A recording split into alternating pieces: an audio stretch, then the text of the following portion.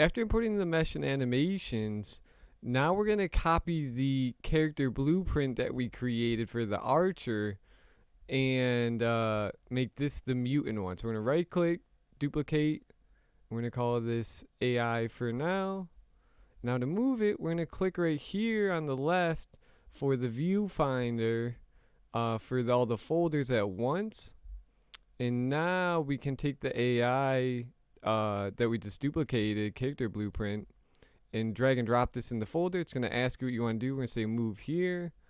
And now if we click on the folder, you can see that that character blueprint is right here. We're going to open it up, go to viewport, and simply now all we have to do so far and first and foremost is go to mesh and switch this to the mutant or whatever character that you switched in. And now we're going to have to create the blend space and the blueprint just like we did for the character.